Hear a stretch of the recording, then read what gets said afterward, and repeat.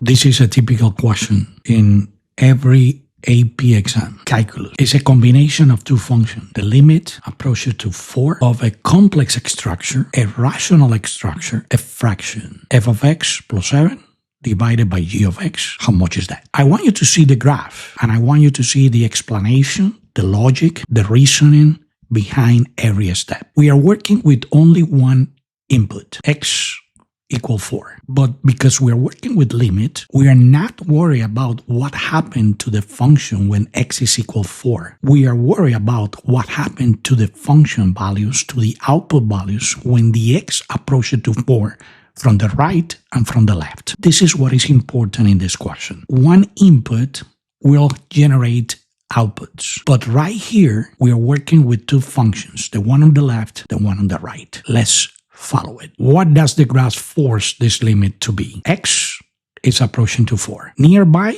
is not the same as at, the distinction that makes limit possible. This is the first approach. Let's say the chapter 1. So what we do now, look at the x-axis, our domain, our input value. In both functions, they are approaching to the same x value, x equal 4. It's not important what happened at 4, but it's important what happens around 4. This is the critical idea in limits. Where are the output heading to? Where as the input gets closer and closer to one specific value. What is that kind of approximation? This is the idea. The x equal 4 is not a requirement. And I want you to have this clear when you're working with limit questions in calculus. So let's continue. What is the chapter 2? Read the motion, not the marker. This is one idea that I always recommend to all my students. Read the motion, not the marker. One input to graph three different. One input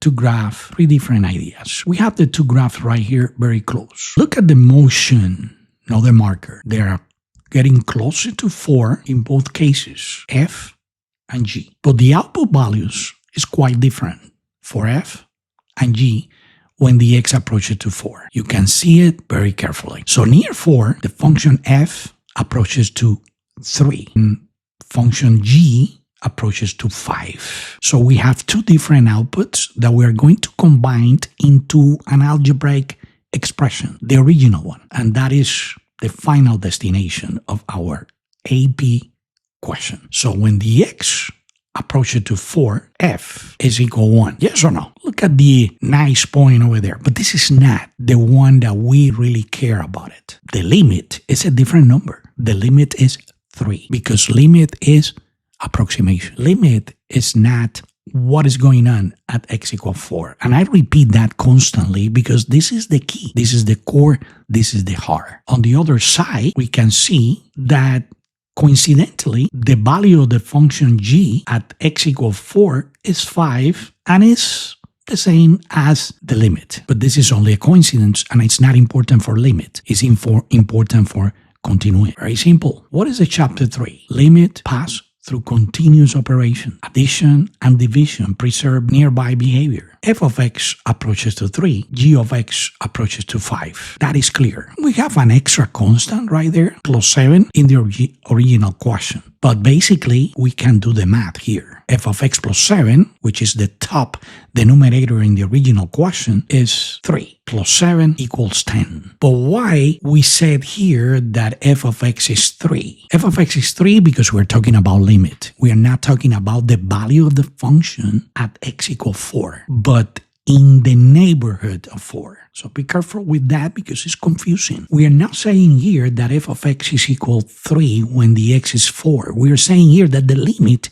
of f of x is equal 3 when the x approaches to 4, which is a different idea, a different concept, a different visualization. And now we are ready. The division is continuous. Remember that we have a rational expression with denominator g of x, but the limit of g of x was 5, not 0. So we have nothing to worry about it. Now is the chapter 4. Watch the ratio. The ratio is our original rational expression. The theorem is visible before it is symbolic. So I always have said, use the visualization and then the algebra. It will make sense. This is the function r of x, the one that is the combination of f of x plus 7 divided by g of x. This is the function, and the input values approaching to 4. You can see it here, and now immediately you will see that limit of the whole thing, the whole r of x function is approaching to 2. This is the visualization. Now, the algebra. What is left is just the algebra. The last chapter. The limit when the function f approaches to 4 is 3. The limit of the function g when the x approaches to 4 is 5. And now we have the rational expression. We substitute the values and we get 3 plus 7 divided by 5. The answer is 2. It's not beautiful. If you like this video, give us a like, subscribe, and just share and be part of math topics. I am Dr. Marrero and I will be here teaching math. Don't forget to join our weekly newsletter to receive many resources like this. Thank you and I love you.